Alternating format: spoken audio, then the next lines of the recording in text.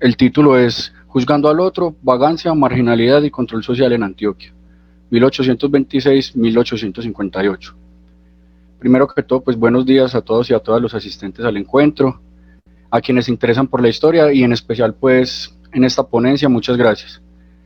Esta ponencia puede tomarse como un acercamiento al tema de la vagancia en el siglo XIX colombiano y es producto, pues esta investigación es producto de mis estudios parciales de maestría en historia. Yo fui llegando a la vagancia a través del estudio de los sectores marginales de la población antioqueña al momento de la autonomía del Imperio Español y pues les voy a presentar mi ponencia. Como ahí ven en la pantalla, mi nombre es Leonardo Zapata Marín, soy historiador pues de la Universidad Nacional y actualmente escribo mi tesis con este tema. Cuando se dio rompimiento político con la corona española, los antioqueños que estaban en el poder gubernamental de la región, es decir, las élites dirigentes, encaminaron un proceso de autonomía política y territorial. Pero más que buscar conformar una nueva organización territorial, ellos procuraron fue por mantener los privilegios que se les había otorgado por la corona española. Entonces lo que hicieron fue mantener la organización social que se basaba en la jerarquía social que había en el mundo colonial y la nueva normativa que se configuró, que era independiente o más bien autónoma del Imperio Español, estaba configurada por quienes en última instancia pues podían debatir el orden que se debía seguir en la región. Y estos no eran otros más que los blancos, unos criollos, pocos mestizos, los que sabían escribir, tenían propiedades y cierta cantidad de renta. En pocas palabras, era quienes ejercían la autoridad pues en la región desde el imperio y a quienes se les llamaba vecinos. Entonces yo creo que es importante detenernos en esta categoría que se ha mencionado pues en las otras ponencias. De entrada felicitar a los compañeros por ellas, y es que esta categoría tiene un origen colonial y sobrevivió hasta el periodo republicano. Los vecinos eran quienes en un primer momento eran el derivado de quienes en un primer momento llegaron al continente. Entonces hay unas categorías que se llaman hijos de algo o hidalgo y ellas se empezaron a aplicar, pero cuando se crearon ya unas leyes para América, las llamadas leyes de India, ser vecino correspondía a poseer un estatus dentro del reino con distinciones, honores, reconocimientos y tenían privilegios, ¿cierto? Entonces, según fuera el caso, pues, los vecinos dentro de la república fueron quienes pasaron a ser los ciudadanos políticos. Yo creo, si están viendo mi pantalla. No, te estamos viendo a ti. Es que creo que la profe María Elena, estás presentando pantalla.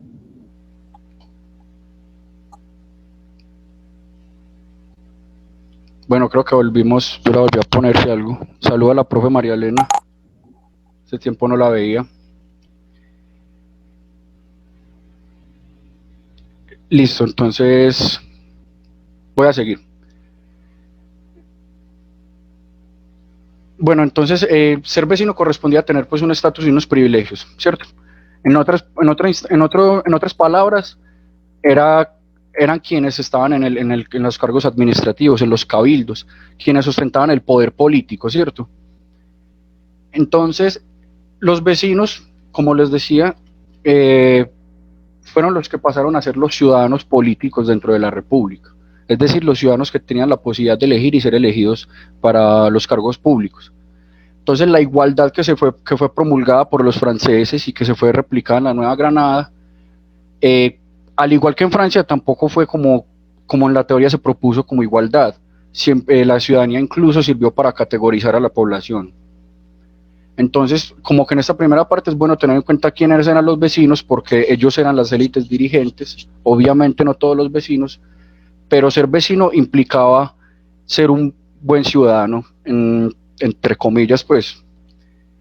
Ellos se hicieron con un monopolio de cierta manera pues de los cargos públicos en los cabildos. Incluso yo me basé pues en el mismo texto que mencionó Dina de los estudios pues de María Teresa Uribe, Y mientras ellos perpetuaron pues como su posición ya que antes tenían en los cabildos y la perpetuaron ya en la nueva organización republicana, al mismo tiempo estos lo que provocaron fue la situación marginal de los otros, ¿cierto? Entonces creo que también es bueno entender quiénes eran los otros. Y entonces los otros son quienes desde el siglo XVI fueron llamados de maneras despectivas por su desafiliación moral, es decir, que sus comportamientos iban en contra de los valores cristianos. Ciertas formas de comportarse y ciertas prácticas se fueron asociando con una naturaleza pecadora e incorregible, perdón. Entonces, la idea que los otros en una primera instancia en el reino eran aquellos que se consideraban inferiores. Entonces, de cierta manera, eran pues los que no eran blancos, ¿cierto? Cuando se dio la autonomía del Imperio Español, la idea de la ruptura que hubo del pacto social, entonces generó que todo aquel que estuviera fuera de la ley fuera considerado un vago, un ocioso, un monstruo, un criminal, porque no tenía ningún vínculo social con la sociedad, pues que ya no estaba regida por una monarquía, sino por supuestamente la unión de todos los ciudadanos, ¿cierto? Entonces, lo que se decía pues de estos es que se alejaban de la ley natural. Entonces habían dos, digámoslo de cierta manera, como dos focos de donde desprendían estas percepciones. Primero, era una ruptura con el orden que ya habíamos mencionado, es decir, sus comportamientos iban en contra de la ley. Y segundo, este estar fuera de la ley los hacía verse como unos enemigos, y aunque estaban fuera del orden social. Entonces, ese otro es al que yo me refiero en mi investigación, y que luego se va a tratar como vago. O bueno, no, corrijo, o sea, la vagancia servirá para tratar a este otro. Entonces, este otro criminal era el que estaba fuera del orden moral en la República. Él sería nombrado de muchas maneras, pero sería el personaje que estuviera asociado a la pobreza, a la mendicidad, a las malas costumbres, es decir, a la incivilización, de lo cual pues ahorita les mencionaré algo. Entonces, lo que se trata es de llamar a los otros, a quienes se inscribían en el discurso, pero de manera despectiva, a quienes en el discurso oficial, pues en documentos, discursos, promulgaciones, es decir, un montón de documentaciones en donde se señalaban que eran personas de poca honra, que no tenían ocupación, que eran miserables, pobres, y que no se querían como ciudadanos. Es decir, que los ciudadanos que se esperaban por parte de los antioqueños y de la Nueva Granada, pues no se querían así, ¿cierto? A estos otros también entonces se les llamó vagos. Las élites regionales, es decir, estos vecinos, procuraron que hubiera un hombre civilizado en la ciudadanía, ¿cierto? Procuraron que hubiera un hombre civilizado en los centros urbanos, en las regiones y demás. Entonces esto lo expresaban en sus cartas constitucionales. Entonces expresaban que el hombre adecuado, y ahorita también les voy a hablar pues a qué se refieren ellos con civilizado. El hombre adecuado era ese que era responsable de sí mismo, que era religiosamente defensor de las leyes. El contrario, el antípoda de ese personaje, era el que pertenecía al mundo de la pobreza, la transhumancia, la vagancia, el ocio, la prostitución. Entonces era un sujeto mal entretenido, que se asociaba a las etnias negras o indígenas, que también era de condición liberta, es decir, que fue liberado de la esclavitud o era un esclavo, e incluso también se cobijaba bajo esta categoría a los blancos errantes, es decir, blancos desocupados, blancos sin destino. Entonces eran quienes no tenían ocupación. En otras palabras, era el personaje que no cumplía con el estándar de hombre civilizado que procuraban los antioqueños del siglo XIX. Más adelante les hablaré de lo de civilizados. Muchas personas, entonces, todas estas personas que se rechazaron, muchas después de las guerras de independencia quedaron en una situación económica deplorable, otras que ya desde el dominio de la corona vivían como agregados a patronos, concertados, y otros que utilizaban el ocio como una forma de resistencia a la forma de vida tan difícil pues que estaban viviendo, se denominaron vagos. Para el siglo XIX y hasta desde el XVIII, pero para el XIX En Colombia, pues, en Antioquia, ser vago significaba no tener oficio, no tener propiedades ni renta, frecuentar malas compañías, entregarse al juego, a la prostitución, no tener destino, ser un esclavo insubordinado, ser ocioso. Eso es, la verdad es una variada gama de definiciones en las que se podía cobijar, pero eran los que eran los otros, es decir, los que no eran los vecinos, los que andaban por ahí sin destino, como se dice coloquialmente. Entonces se entiende que no había una tipificación clara para el vago, por lo que se sirvió para reunir a todos los pertenecientes a la marginalidad social de cierta manera. ¿Y por qué el concepto vagancia? Pues porque se usó este concepto como para tratar a esta gente. Y es que desde el siglo XVIII vagancia se asoció con la pobreza, porque andar errante junto a estar ocioso o mal entretenerse se vio como una extensión de una conducta desviada, debido a unos cambios que hubieron en Occidente, de los que ya mencionaré más adelante. Pero el principio fundamental era que el vago tenía una movilidad geográfica, un desplazamiento permanente, una no residencia. Entonces, en este sentido, por esto es que se acobijó al vago, la no residencia, es decir, la no propiedad, quien no tenía propiedades. Más adelante vamos a ver que la propiedad fue un elemento clave para segregar a la población y para categorizarla. Pero para este propósito, pues para lo que vamos a ver, también es bueno entender dónde se encuentra esta información de los otros en el pasado, ¿cierto? Entonces, aparte de la ley y la norma, donde se expresa pues directamente el camino que esperan seguir las autoridades, las élites, hay otro tipo de fuente documental de la cual se nutre mi investigación de maestría, y es el expediente judicial, ¿cierto? También porque, pues para efectos de la ponencia, no podría mostrar como todos los casos y los juicios criminales son muy parecidos. Entonces, sería como poco efectivo mostrarlo y más bien les diré qué es lo que se encuentra en estos documentos, en el procedimiento judicial. Y es que allí se puede desvelar, se puede ver una relación entre las autoridades, las instituciones y las personas comunes, a través de una de las formas del control social, que es la regulación legal. Y entendemos control social como una estrategia de gobierno que busca la cohesión de la población, ¿cierto? Entonces se puede entender el control social como una técnica que busca un proceso de consolidar un gobierno. Entonces, en este sentido, las leyes procuraron hacer un control social y las leyes de la vagancia entraron pues ahí como en estas estrategias, ¿cierto? Y estas leyes pues no son eternas ni permanentes, son producto de un montón de tensiones sociales y demás. Pero bueno, entonces la controversia judicial, el pleito judicial, desde la demanda hasta la sentencia, permite que se resguarde por escrito un acontecimiento. Entonces, así sea la víctima, el demandante, el sospechoso, un testigo demás, ninguno de ellos había imaginado una situación en la que se viera obligado a explicarse, ¿cierto? A quejarse o a justificarse frente a una autoridad. Entonces las palabras que aparecen en estos documentos expresan lo que nunca hubiese sido pronunciado, si no hubiese sido por un acontecimiento que es el crimen o la acusación o demás. Lo que quiero decir con esto es que el documento criminal expresa un no dicho comúnmente, es decir, está hablando de lo que no se dice en la cotidianidad. Como les digo, allí se expresa lo que nunca hubiese sido expresado si no hubiera sido por ese acontecimiento. Entonces allí pues se pueden vislumbrar un montón de situaciones, ¿cierto?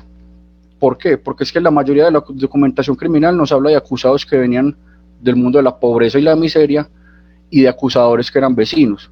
Entonces el documento también muestra de cierta manera una tensión social que hay entre grupos sociales, ¿cierto? En estos documentos entonces se encuentran varios niveles de la información. Está primero los sucesos, los hechos que dieron posibilidad a que apareciera estos textos. Son unos hechos en el orden del acontecimiento, ¿cierto? O sea, el acontecimiento en sí permite que, el acontecimiento pues como arma de los historiadores permite pues que se pueda hablar de lo social y de las emociones, de lo que procuraban, de lo que esperaban, de un montón de cosas, ¿cierto? Entonces hay una información explícita y también es una información implícita. Allí, ¿cierto? Se muestran aspectos sociales. Se muestran, por un lado, la historia oficial, la que reposa en las leyes, en las instituciones y demás, pero también invita a que se desentrañe quiénes son los actores y la cotidianidad de los sujetos que están viviendo en este momento, ¿cierto? Entonces hay como una información de segundo nivel o una información subrepticia que es desvelar quiénes eran estos sujetos y por qué ellos están expresando ciertas cosas, ¿cierto? La documentación ofrece múltiples perspectivas, desde institucionales, individuales, lo escrito, no lo escrito, y se redacta en torno a un proceso de investigación. Entonces el documento en sí nos puede dar a entender cómo hubo un rechazo al vago y por qué hubo una persecución a este, ¿cierto?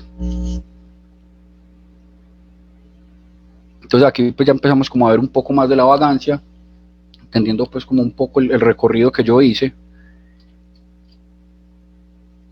Y bueno, estaba viendo por acá a ver si habían dicho como algo en el chat o algo.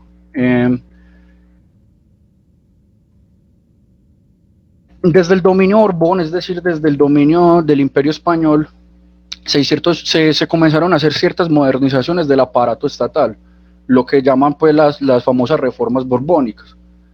Entonces se comenzó a centralizar el poder, hubo un mayor control sobre los impuestos, el comercio y también se controló la conducta de las personas. Y como en estas reformas se puede incluir la criminalización de la vagancia. Entonces, durante esta época, durante el dominio Borbón, o mientras se fueron haciendo estas reformas o esta modernización, las políticas de gobierno buscaban más que castigar infracciones como lo hacían antes, sino buscaban corregir sus posibles comportamientos, sus posibles acciones a futuro, corregir sus virtualidades, como lo llama Michel Foucault. Entonces, desde el siglo XVIII se sindicó a varios grupos sociales, a mestizos, indígenas, negros, libertos, esclavos, blancos que no tenían oficio, de deteriorar a la sociedad con sus comportamientos, ¿cierto? Y se pensó que había que prevenir estas malas conductas. Entonces se usó el concepto de vagancia para catalogarlos y se criminalizó la vagancia. Entonces esta idea está asociada a un proyecto de civilización que corresponde a unos cambios en ciertas concepciones, ¿cierto? Pero entonces yo aquí pues creo que sería pertinente hablar un poco de lo que entendemos por civilización, ¿cierto? También pues porque en la primera ponencia se habló bastante de eso. Entonces en Occidente, obviamente esto va a ser como una definición muy vaga basada en el texto pues de Norbert Elias, El proceso de las civilizaciones, o el proceso de la civilización, no recuerdo bien. Entonces el proceso de la civilización en Occidente se basa o se fundamenta en que hay un establecimiento de unas conductas adecuadas para un hombre adecuado, ¿cierto? En Antioquia pues. Y esto se desarrolló a partir de las reformas borbónicas, de una administración de emociones, de una administración de la moral, de la economía y de la política. Entonces en sí lo que busca la civilización es un conjunto de cambios que vayan en dirección de un proyecto que tiene por propósito cambiar a la sociedad en unos términos de mejora para las concepciones de los vecinos, o sea, lo que ellos consideran que es lo mejor para la sociedad y a donde ellos deben ir, ¿cierto? Entonces, cuando las élites antioqueñas que tenían el poder organizacional, los cabildos, rechazaron ciertas formas comportamentales por ser inviables al proyecto del buen cristiano y luego en la República del buen ciudadano. Entonces se buscó modificar un montón de relaciones por unas mucho mejores, ¿cierto? Pero estas mejoras de cierta manera seguían estando fundamentadas en unos criterios jerárquicos sociales, basados en la raza o en las castas. Entonces, también esto se posibilitó, y ya vamos a hablar de como de estos cambios que hay en la sociedad en Occidente. La sociedad occidental, o sea, que se hubiera llegado como a esta regulación, se posibilitó por ciertos cambios en ciertas estructuras sociales, ¿cierto? Y yo voy, pues aquí sí voy a hablar como un poco de esto.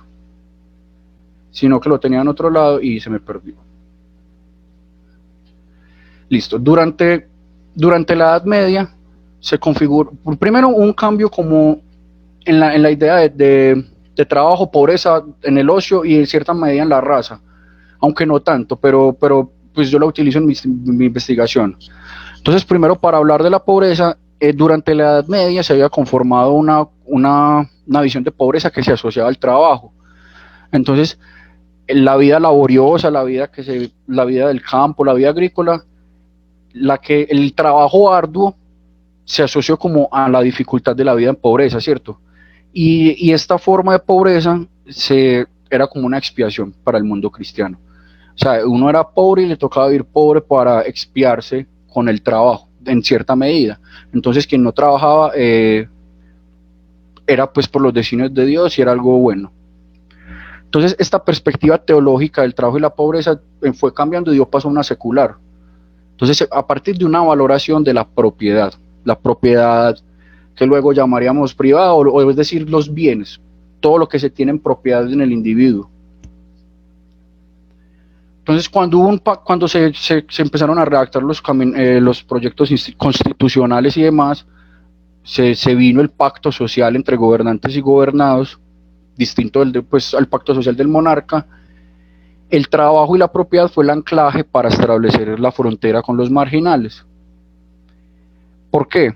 Pues porque en la vida dentro de una república la responsabilidad se convirtió en la base de la legitimidad del aparato judicial, es decir, el principio de donde surgen los elementos para hacer juicios y para hacer sanciones. Entonces, en ese contexto, el trabajo se modernizó, llamémoslo de cierta manera, y se consideró como al hombre que trabajaba, ya no alguien que estuviera expiando su pecado, sino alguien responsable y capaz de ser comprometido con la sociedad. Y esto lo demostraba él mismo adscribiéndose a un pacto social, y su propiedad y su trabajo honrado le demostraban pues, o le hacían, ¿cómo decirlo? Expresaba para los otros, pues para la sociedad del momento, que él era un buen ciudadano, ¿cierto? Entonces el trabajo era un símbolo de una persona con propiedades, y quien no pudiera demostrarlo, pues se asociaba al mundo de la pobreza y la miseria. Entonces, en este sentido, la pobreza también cambió. Ya no era pues ya no era la visión del pobre bueno, sino la del pobre malo. ¿Por qué? Porque de cierta manera no era una persona responsable, capaz de cuidarse de sí mismo, tener propiedades con que demostrarlo, ¿cierto? Entonces, hubieron como unos cambios también en el ocio.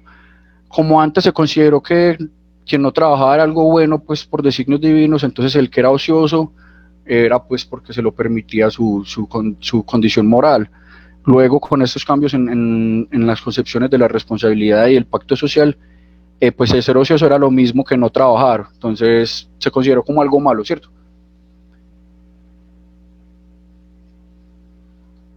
Entonces, aparte, también la pobreza fue,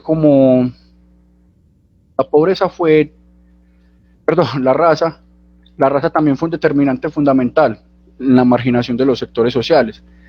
¿Por qué? Pues en un mundo que se basaba en las jerarquías sociales, esto no desapareció, y antes era pues como muy necesario. En las sociedades católicas catalogaban al otro, y el otro era este que debía desaparecer culturalmente, era este otro que no era cristiano. Por ejemplo, a los negros se tenía la idea de que el cuerpo correspondía al oscuro del alma. Entonces, en este mismo sentido, las características físicas eran pues el reflejo del alma, y también las actitudes y los comportamientos que se tuvieran hacia ciertas conductas, pues era un aspecto pues del alma que en última servía para legitimar el dominio de las personas blancas, quienes decían comportarse adecuadamente. Aunque esto pues obviamente no era así, sino que era lo que promulgaban en sus textos. Entonces las diferencias raciales permitían insertar ya no como una gama de castas como había antes, sino unas dinámicas de superior e inferior. Y entonces se tenía un prejuicio de los habitantes no blancos del territorio. Aunque esto es pues un poco teoría, porque en Antioquia hubo un alto mestizaje, eran más bien las élites que pretendían decirse a sí mismas blancas, pues en la realidad eran más bien mestizos.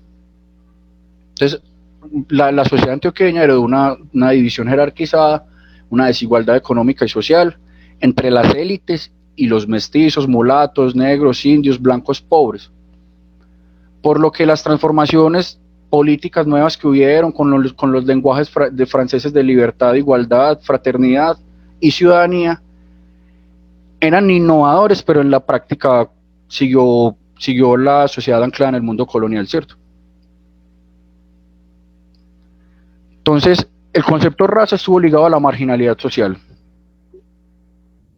Y para el imaginario de la época, volverse decente, volverse una persona bien, era superar los comportamientos de las razas inferiores. Entonces, lo anterior muestra de cierta manera que con el periodo republicano no cambiaron en sí, no cambió mucho la estructura social. Entonces, con la vagancia se dio una forma de separar, de segregar a la población mediante la legislación, ¿cierto? Y esta legislación está directamente relacionada con la reputación y el estatus que se pudiera demostrar por parte del acusado. El ser pobre, el estar desocupado o el dedicarse a oficios indignos se asociaron con personas tendientes al hurto. De allí salen las primeras leyes de vagancia de las que ya un momentico hablaré. ¿Qué pasa también? Es que la honra en el mundo colonial estaba determinada por un linaje, pero de cierta manera en el siglo XVIII y en el XIX, la honra, también como en esta tendencia general de cambio y de regulación, la honra ya se daba por méritos propios. Ya no era, aunque el linaje sobrevivía y la sangre pues te daba como un estatus social, cualquier individuo con su trabajo o su propiedad, es decir, demostrando que tenía dinero, podría pues mostrarse como un hombre, como un ciudadano, como un hombre civilizado. También las mujeres no fueron tenidas en cuenta en cierta medida. Hubo una discriminación de ellas, obviamente, y el género femenino se les asoció a la vagancia. ¿Por qué? Porque habían unas conductas que no se aceptaban para las mujeres, entonces el abandonar los oficios de servidumbre o el abandonar su matrimonio y demás se consideraban conductas de vagancia, puesto que ellas fueron consideradas por los dirigentes, incluso por los ilustrados de la época, que debían dedicarse solo a la casa o al convento. Entonces, pues las mujeres que casi que salían pues de este orden se acusaban de vagancia, o si se metían en relaciones fuera del matrimonio y demás. Bueno, entonces ya entendí un poco por qué hay como un rechazo a la vagancia. Me gustaría proponer primero pues como algunas normas de las que yo he trabajado, pero no son las únicas, sino que me gusta, pues esta ponencia la base entre vecinos y vagos, ¿cierto? Pero hay muchos más aspectos. Entonces la ciudadanía se puede entender como la ley primaria o la ley directa que dio perpetuidad a los notables, dio perpetuidad en el cargo público a los vecinos, puesto que lo que les hablé anteriormente de la ciudadanía política, allí o sea, en los textos constitucionales se configuró que la ciudadanía política tuviera unos condicionantes y quienes podían elegir o no ser elegidos generaban de una diferencia con los otros. Es decir, aunque se decía que todos eran ciudadanos, en la práctica para el poder político esto no era del todo cierto. Por ejemplo, en la Constitución del Estado de Antioquia de 1812, aparte de otros condicionantes, se pedía que tuvieran una renta o una ocupación, que no pidieran limosna ni fueran concertados con otros. La de 1815 propone también que vivan de sus rentas o de su ocupación. Es decir, quienes pueden... Leo. Sí. No te extiendas mucho, que ya tenemos que pasar a los comentarios. Listo, dale, no, ya voy a terminar. Listo, 2 minuticos máximo para que podamos pasar a los comentarios de la profe María Elena. Listo. Entonces, en la Constitución de Cúcuta también, entre otros condicionantes, se debía tener una propiedad raíz y un alcance de la renta de un valor de 100 pesos. En la de 1832, tener una subsistencia asegurada sin sujeción a otro. En la del 43, por ejemplo, tener una renta que alcance el valor libre de 300 pesos, entre muchas otras. Estas disposiciones lo que buscan es como un condicionante económico a través de la renta, a través de la propiedad, que fue la propiedad como por el momento en donde se pudiera establecer esta frontera. Entonces, en Antioquia la noción de ciudadanía permitió que se arraigaran en el dominio ciertas élites dirigentes, ¿cierto? Pero también hubo una jerarquización social que fue determinada por lo que les mencioné, todos estos cambios en el trabajo y demás, y se generó unas leyes de vagancia. En un primer momento, de 1826 a 1841, asociada a los primeros años de pobreza de los momentos republicanos, se retomaron las medidas borbónicas y se establecieron pues como lo que les decía, el rechazo al vago y demás. Y hubo un segundo momento en donde ya pues como que se dio una sofisticación de las leyes pues en el marco republicano y los vagos se tomaron para el poblamiento de las regiones. Entonces yo ahí hablo como de una paradoja entre la inclusión y la exclusión, puesto que se buscaba a ellos incluirlos en la sociedad, pero si uno va a ver las condenas, como ahí les muestro el ejemplo, se desterraban de las ciudades donde cometían los crímenes a ir a otras regiones más aisladas. Entonces, de cierta manera, como que al tiempo que buscaban su inclusión en el trabajo y demás, los excluían de las regiones donde, pues de donde cometieron los crímenes y en donde no se querían. Y pues como para concluir ahí, que creo que me alargué un poco, el vago como la antítesis de la civilización, es decir, como el freno o como la piedra en el zapato a este proyecto de consolidación de un ciudadano determinado, de una persona determinada y demás. La vagancia entonces sirvió como legislativamente o normativamente como una categoría para segregar y para criminalizar. Y acá se me olvidaba hasta 1858, puesto que ahí ya cambia el procedimiento, cambia a ser policial y el castigo es la última instancia. Por eso yo me quedo ahí en decir que de 1826 al 58 se castigó la vagancia, se criminalizó y se persiguió, y luego pasó pues como a ser un objeto más de juzgamiento social. También pues se castiga obviamente, pero era como el último recurso. Y de pronto ese juzgamiento social pues sobrevive hasta el presente. Y lo de la paradoja de inclusión e exclusión es que aunque las leyes de vagancia pretendían incluirlos en la sociedad, en la práctica no era del todo cierto, pues las leyes lo que hacían era que siguieran siendo vagos, o sea, lo que promulgaban las leyes era castigarlos, hacerlos que se corrigieran, hacer escarmiento, pero estas en última instancia lo que estaban haciendo era alejando al vago, excluyéndolo de su sociedad, marginándolo de lo que ellos querían. Y pues yo creo que esto sería todo. Muchas gracias a todos.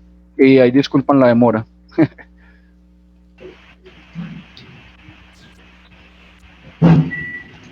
Bueno, Leonardo, muchísimas gracias por tu presentación. Estuvo bastante interesante el tema. Ahora vamos a pasar con los comentarios de la profesora Marielena Saldaña. En un momento tendremos porque tiene problemas con el audio, entonces ya vamos a solucionarlo a través de una llamada. En un momento la contactamos.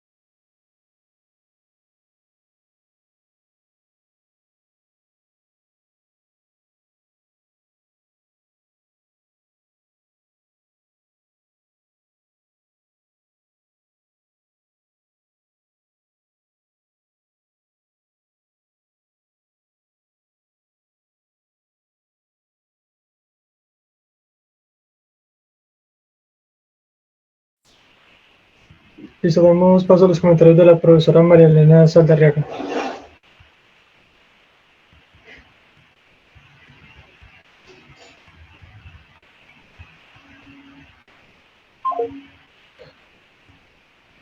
Un momento.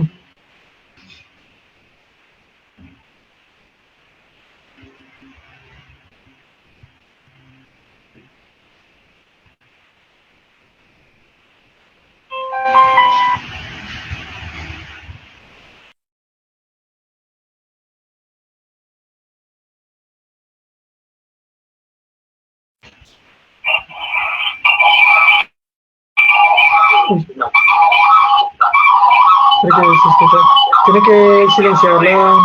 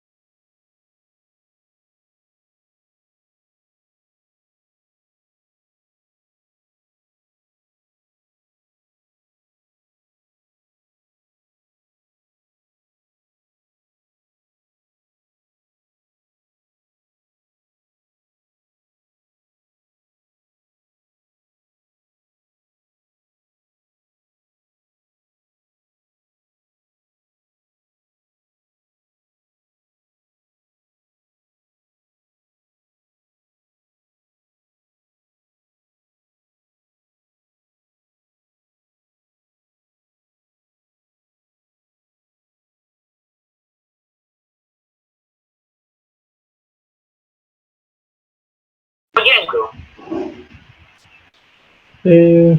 La profe, a ver si te escuchan. ¿Aló? Ya, ¿sí me escuchan? Bueno, no sé, yo le bajé todo el volumen a mi computador, entonces no sé qué está pasando. Sí, profesor. Sí, pero ya te escuchan bien. Escuchamos muy bien. Ok, listo, bueno. Buenos días a todos. Por fortuna pude llegar a tiempo porque tenía una cita inaplazable, pero bueno, llegué a tiempo y vamos a ver como algunos pequeños comentarios al texto. A mí el texto me gustó, la manera de escribirlo y el esfuerzo que hizo el estudiante por darle consistencia al objeto de trabajo, que era sobre el vago y la vagancia. Hay una parte que yo le preguntaría realmente sobre este texto, es que no es claro, por ejemplo, el hablar de aquellos. Es decir, en ese periodo yo creo que era importante organizar más o menos lo que era el grupo que iba consolidándose como un grupo dirigente en Antioquia, que eso se inicia más o menos desde los 30, y ese grupo dirigente que se va formando, que viene desde la colonia, los ricos que se conocían desde la colonia, y cómo esos ricos fueron formando unas familias que se entrelazan a través del matrimonio y fortalecen sus bienes, ¿cierto? Entonces, eso es algo como que faltaría un poco de explicarlo, porque quedaría como botando un poco la ponencia, pero yo solamente sugeriría, digamos, como por referirse realmente a esa élite, que son familias que vienen desde la colonia desde 1828, digamos, que hay una consolidación de lazos de parentesco entre esos grupos sociales, y donde esos grupos sociales los que van a establecer, digamos, una élite que es la que dirige, la que manda, la que legisla en Antioquia, y esa élite es la que va a consolidar, digamos, todo ese código de la vagancia hasta la época donde está trabajando Leonardo, ¿cierto? Es verdad lo que él dice de inclusión y exclusión en el asunto de las leyes contra la vagancia, porque la inclusión sería la legislación y la exclusión sería lo que realmente hay en la sociedad, ¿sí? ¿Cuáles son los grupos sociales de la sociedad? Entonces, después los llama que los campesinos, los indios, los negros, etcétera. ¿Y por qué? Porque es que esa élite desde un principio va a establecer esa exclusión, ¿sí? Y tiene que ver con lo que dice Leonardo. Uno de los puntos para la exclusión es el trabajo, porque hay momentos de la élite donde hay negros que entran, por ejemplo, a ser parte de ella, como por ejemplo este señor Echeverri Gardeker, que era un negro, que entró de peor a la hacienda de los Santa María, y por su comportamiento, porque era pues el hombre trabajador, logró vincularse a la élite y casarse con una mujer de la élite. Entonces yo creo que ahí faltaría un poquitico como aclarar esa parte de quiénes son ellos, pues de quién es esa élite. Y segundo, yo le diría a Leonardo, ¿sí? que esa, digamos, que esa política de la vagancia tiene que ver con ese modelo ético-cultural que se construye justamente en la temporalidad de principios del 19, que se va a construir, por ejemplo, una élite que es la que va a escribir, digamos, la normatividad acerca de quiénes son realmente los vagos, ¿cierto? Pero ellos tienen también mucha posibilidad, porque hay una parte importante dentro de la cultura antioqueña, y es que el trabajo dignifica. El que trabaja dignifica, o sea, es reconocido como buen trabajador, como honorable, cumplidor, etcétera. Y justamente tiene que tener por ese modelo ético, ¿cierto? El vago, el vagabundo, el mendigo, el negro, el indio que no entre, digamos, que no cumpla con esa normatividad, digamos, que le considera un vago. Y como usted bien dijo, digamos que a mediados del siglo XIX, un poquitico más atrás, está digamos, es la guerra de los supremos, en la que va a generar la exclusión de los negros, de los mulatos y de los vagos de Antioquia. Pero hay que tener en cuenta que el nordeste no hace parte de Antioquia. Entonces toda esta gente, ¿sí?, que era excluida del modelo, todos fueron a poblar lo que se conoce como en el nordeste. Entonces yo creo que a mí me gustó mucho la ponencia, y me gustó la manera como le estructuró, y digamos el esfuerzo que hizo para pasar de las leyes borbónicas a las leyes en la república. Obviamente que no es una república constituida, porque república constituida en 1823 con el sufragio universal, ¿cierto? Entonces los esfuerzos que hizo para mostrarlo en ese proceso, realmente donde todavía Antioquia es colonial, y la Granada es colonial, ¿cierto? En su administración es absolutamente colonial, y desde que no sea colonial en la guerra de 1851. Entonces yo puedo argumentaría como eso es parte a Leonardo. Eso se puede organizar de una manera sencilla, pero yo sería como lo único que yo le diría, porque me parece una buena ponencia, me parece un buen esfuerzo. Al final el legislador aclara qué es lo que él quiere y qué es lo que realmente tiene como el centro de su ponencia. Entonces, para Leonardo, ¿no? Sí, entonces, para él, pues, digamos que felicitaciones, a mí me gustó tu trabajo, y exponer es muy duro, y porque uno enreda, y no dice lo que es, y se le olvidó, esas cosas son normales, ¿cierto? Pero es un buen trabajo, y después comenzamos usted y yo, ya con el texto sobre la mesa, sobre algunas cosas pues que no vale la pena, pues, no son importantes, para decirlo de otra manera. Entonces esa es como mi observación. Ya lo de la élite, que le digo, que sea más centrado un poco el texto, pero de resto me parece una buena, pues bien escrito, me parece una buena ponencia, un esfuerzo grande. Todos empezamos, todos tenemos un principio, y hasta el que escribe mucho también se equivoca o no tiene en cuenta ciertas cosas. Entonces yo no me fijo mucho en unos detallitos que tampoco son buenas y fundamentales. Pues así leo yo los textos. Bueno. Listo, ¿Cómo? No, agradecemos a la profesora María Elena por sus comentarios. Ahora pasamos a Leonardo para que haga sus acotaciones y aclaraciones pertinentes. No, pues primero que todo, gracias a la profe María Elena por los comentarios. Me alegra verla. Y sí, me falta particularizar esa élite. Yo creo que, pues como estos los estudios parciales que llevo de mi tesis de maestría hasta ahora, entonces o el camino que he realizado hasta ahora ha sido como más teórico, de ir, de que, pues de dónde vienen como esas propuestas y qué es lo que están buscando. Pero por supuesto, claro, me falta particularizar esa élite y definir en realidad quiénes son con apellidos, si se puede. Me parece muy interesante lo de la Guerra de los Supremos, pues no lo había tenido en cuenta, y sí he notado eso en la documentación, que a partir de después del 43, se aumentan mucho las condenas por destierro de Medellín, pues, que se mandan a poblar a otros lugares. Entonces voy a poner especial ojo en atención en los efectos de la guerra de los supremos, en los otros en Antioquia. Y pues sí creo que son como comentarios más de sugerencias. También voy a tomar mucho en sugerencia lo del modelo ético-cultural. Creo que en eso es una base del trabajo, como el etos antioqueño, que de cierta manera se viene a criticar con el vago y cómo el vago también entra a reinterpretar esta colonización antioqueña que en realidad no fue hecho por hombres pujantes y trabajadores, sino por vagos en muchos sentidos. Entonces, no, pues, profe, muchas gracias y voy a tener en cuenta esos tres aspectos: la guerra de los supremos, el modelo ético y particularizar esa élite. Y gracias a todos los que me están haciendo comentarios y por favor, si tienen preguntas o demás, tírenlas.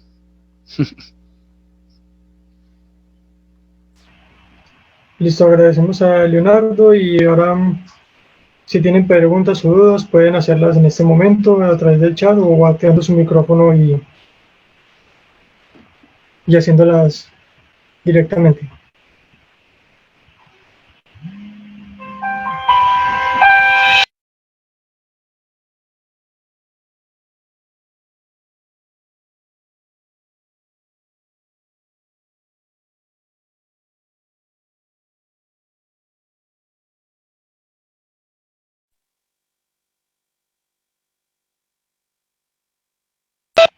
La profe María Elena va a hacer otro comentario, entonces ya se lo pongo. Ya, ¿puedo hablar? Sí, señora. Leonardo, no te oí todo, te oí solamente al final cuando dijiste que ibas a cogerlo de la colonización antioqueña. Pero te hago una observación: la colonización antioqueña no la hacen realmente como vagos, sino que no sé si se llamarían vagos, pero la colonización antioqueña es una colonización dirigida, ¿sí? Y lo que hizo la colonización fue, digamos, vincular esos colonos que ya estaban, digamos, posesionados en la tierra, bajo una normatividad de que al hacer la concesión, el que la compraba tenía que ocuparse de los colonos que estaban ahí y darles un montón de garantías, ¿cierto? Entonces, yo creo que eso es para que lo discutamos usted y yo después, ¿oye? Bueno, entonces gracias a todos, gracias a Leonardo y gracias por la invitación. Hasta luego. Listo, profe, muchísimas gracias por sus comentarios y que esté muy bien.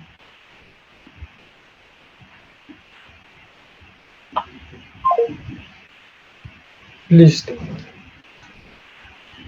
Si no hay más preguntas o... dígame. Hola, Leonardo. No, vamos a responder eso último, sino que sí, o sea, es una colonización dirigida y en gran parte está hecha por colonos, obviamente, pero muchos de esos colonos me he encontrado en la documentación, incluso se dice explícitamente, se condena como colono a la región de tal. Entonces, claro, eso lo vamos a discutir, profe. Muchas gracias por la observación.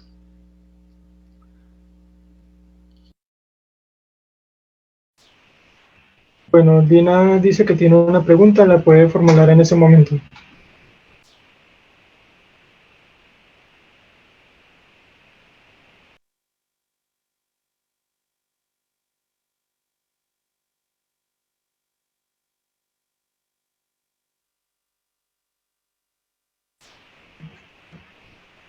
Dina, dice que tienes una pregunta.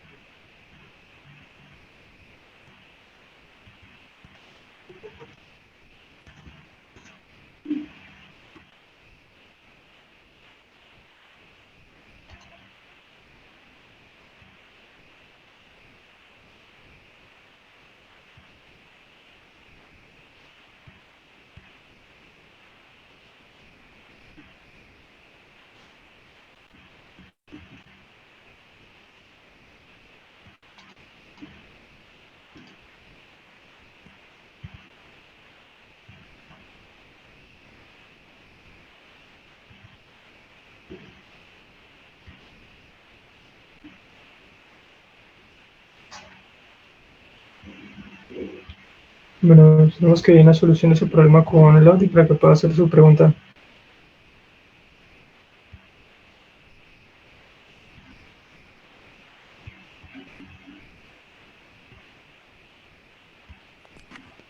Hola, ¿me escuchan? Ahora sí. Sí, ahora sí te escuchamos, sí. Ay, menos mal. Qué pena. Creo que se me dañó el No, brazo. dale, tranquila. Eh, bueno, Leonardo, primero que yo estaba diciendo, ¿cierto? Antes de que me diera cuenta que no me estaban escuchando, que muy interesante todo lo que, pues como lo que estás planteando, ¿cierto? A mí me pareció súper interesante. Más porque, pues como en Historia de Colombia 4, ya que la profe está acá, leímos un texto que a mí me gustó mucho, que pues ya yo lo volví a leer otra vez, que se llama De esclavos a ciudadanos y malentretenidos, representaciones del negro en el discurso jurídico colombiano del siglo XIX, que es de Marta Isabel Guerra. Pues no sé si lo hayas leído, porque veo que estás trabajando como un poco más específicamente finales del siglo XVIII, pero entonces mi pregunta era respecto como a la población esclava, digamos, cuál era la relación, digamos que son dos preguntas, como cuál era la relación entre la población esclavizada, ¿cierto? Y esta concepción del ciudadano como el sujeto que trabaja, ¿cierto? El sujeto que tiene propiedades, que de alguna forma es como activo ese proceso de civilización, de modernización, que va muy ajustado como con ese proceso de instauración de un sistema económico, bueno, digamos, en los arbores del capitalismo, ¿cierto? Entonces, o sea, digamos que es dicotómico el hecho de entender, por ejemplo, la población esclavizada como vagos cuando son la fuerza de trabajo que sostiene todo el sistema esclavista de alguna manera, ¿cierto? Y otra cosa es, digamos, como ese concepto de otra edad y cómo ella plantea que ese otro esclavo va a ser, a diferencia de la población indígena que está, digamos, de alguna forma confinada territorialmente en resguardos, la población esclavizada va a ser entendida como un otro que es cercano, ¿cierto? Entonces, digamos que eso me parece como bastante dicotómico. No sé si quizás hayas encontrado casos que planteen como este tipo de perspectivas de qué estaba pasando con la población esclava en ese proceso de construcción de una ciudadanía. Eh, y si encontraste quizás casos también como de mujeres, ¿cierto? Si quizás encontraste algún caso de mujeres que estuvieran también, digamos, como población esclavizada y se les abrieran casos por vagancia, ¿cierto? O como cuáles eran las estrategias jurídicas que más se aducían en esos casos judiciales. Ya. Bueno, gracias Dina por las preguntas. Sí, sí he tenido como, sí he leído el texto y sí he tenido como relación con la población esclava. De hecho, yo empecé la maestría con la ciudadanía de la población esclava.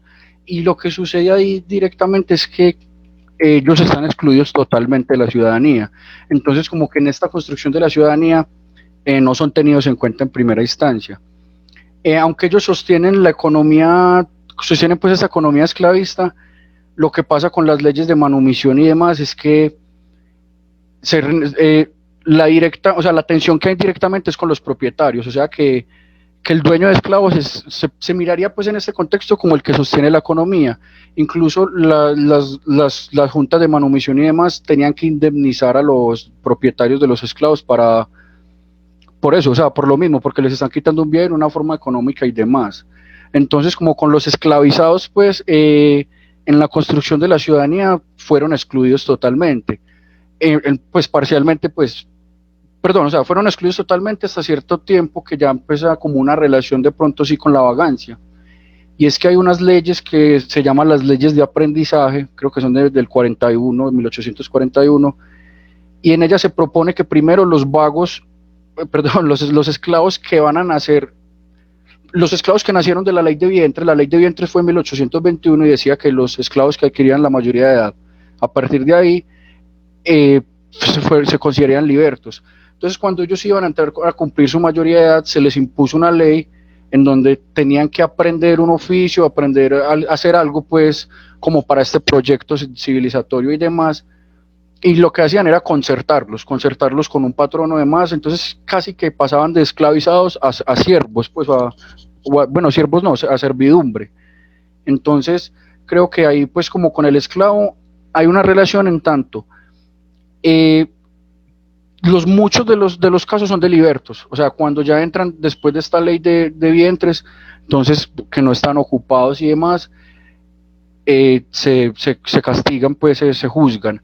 Y con el esclavizado directamente casi no se ve, pero cuando se ve no es con él, sino con el dueño, que hay implicaciones.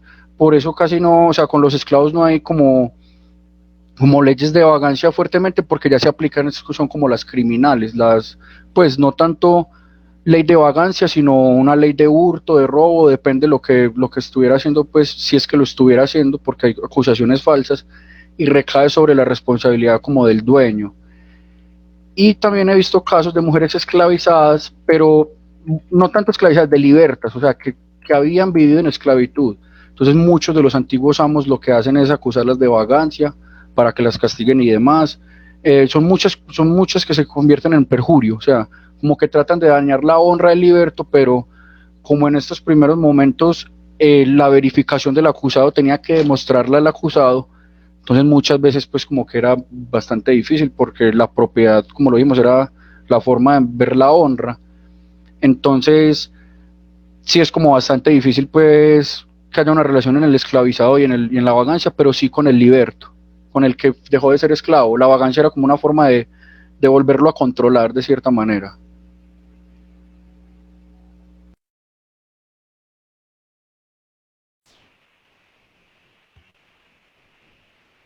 Les agradecemos a Leonardo por su intervención y por su excelente ponencia. Felicitarlo por su trabajo